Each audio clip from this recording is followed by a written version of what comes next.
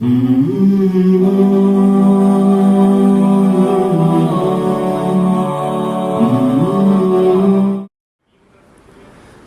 امام مالک کا قول ہے، امام احمد بن حنبل اور امام شافعی کا، کہ ایک گھر میں ایک قربانی کافی ہے، پورے گھر والوں کی طرف سے ہو جاتی ہے.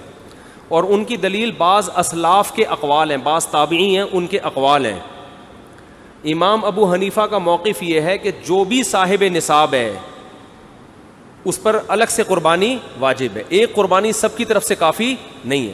اور امام ابو حنیفہ کے قول کو ہم دو وجہ سے فالو کرتے ہیں. ایک تو یہ کہ ہم امام حنیفہ کو بر صغیر میں ان کے فقہ کو فالو کیا جاتا ہے، ایک وجہ تو یہ. دوسرا، امام حنیفہ کا موقف اس بارے میں دلیل کے لحاظ سے بھی بہت مضبوط ہے.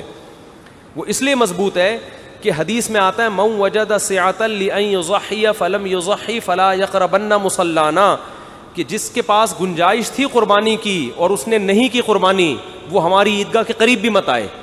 تو اس میں نبی نے مرد اور عورت کا فرق نہیں کیا، شوہر بیوی کا نہیں کیا، باپ بیٹے کا نہیں کیا، جس کے پاس بھی استطاعت ہے. سمجھتے ہو؟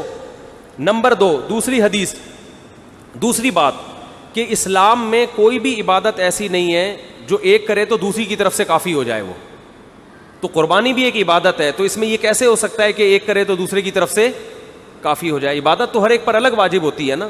زکوٰۃ میاں بیوی دونوں کے پاس سونا ہے تو دونوں پہ الگ الگ زکوٰۃ ہے. تو قربانی بھی ایک مالی عبادت ہے. حج بھی دونوں پر الگ الگ ہے. حج بدل میں تو ایک وصیت کرتا ہے کہ میری طرف سے پیسہ بھی دے رہا ہوتا ہے، تو وہ تو اس کا نائب بن کے الگ سے اس کی طرف سے حج کر رہا ہوتا ہے. تو وہ بھی ایک حج دو آدمیوں کی طرف سے کافی نہیں ہوتا. تو قیاس کے لحاظ سے بھی امام حنیفہ کا موقف بہت مضبوط ہے، اور حدیث کے لحاظ سے بھی امام حنیفہ کا موقف بہت مضبوط ہے. اور اس لحاظ سے بھی مضبوط ہے کہ جب دلائل میں تعارض ہوتا ہے تو اصول یہ ہے کہ عبادت میں احتیاط کے پہلو کو ترجیح دی جاتی ہے، کیونکہ عبادت کس کا حق ہے؟ اللہ کا. تو احتیاط کا تقاضا بھی یہ ہے کہ اگر بیوی مالدار ہے تو اس پہ الگ سے قربانی واجب ہو، شوہر مالدار ہے تو اس پر الگ سے واجب. اور صحابہ کے دور میں اگر ایسی روایت ہمیں ملتی ہے نا کہ ایک نے سب کی طرف سے کی، تو اس کی وجہ یہ کہ اس دور میں عام طور پر گھر کا سربراہ ہی مالدار ہوا کرتا تھا، باقی تو سارے اس کے ماتحت ہوتے تھے. یہ رواج نہیں تھا کہ بیگم صاحبہ الگ کما رہی ہیں، میاں صاحب الگ ارننگ ہے اس کی، بیٹا الگ کما رہا ہے. یہ اس دور میں ہوا نہیں کرتا تھا عام طور پہ، تو اس لیے گھر کا سربراہ ہی کرتا تھا. آج کل بیٹے کی ارننگ بعض دفعہ باپ سے زیادہ ہوتی ہے، بیوی کے پاس سونا شوہر سے زیادہ ہوتا ہے، یہ بہت دفعہ ہو رہا ہے، تو وہ زیادہ مالدار ہے. تو اس لیے جو ہماری نظر میں راجح قول ہے، لیکن اختلافی مسئلہ ہے. عرب علماء کہتے ہیں ایک خاندان کی طرف سے ایک کافی ہے، لیکن ہماری نظر میں ایک تو بر صغیر میں فقہ حنفی کو فالو کیا جاتا ہے. ایک ملک میں اگر کسی فقہ کو فالو کیا جا رہا ہے تو آپ 1.5 انچ کی الگ سے مسجد کیوں بنا رہے ہو؟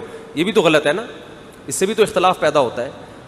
تو جب سے اسلام آیا ہے بر صغیر میں فقہ حنفی ہی کی شکل میں آیا ہے، تو فقہ حنفی کو فالو کیا جاتا رہا ہے. تو اس لیے بھی کہ دلائل کے لحاظ سے بھی امام ابو حنیفہ کی بات بہت زیادہ مضبوط ہے. تیسرا، اس لیے بھی کہ عبادت میں جب دونوں قول ملتے ہیں تو احتیاط کا تقاضا یہ ہے کہ اس قول پر عمل کیا جائے جس میں احتیاط زیادہ ہو. سمجھتے ہو؟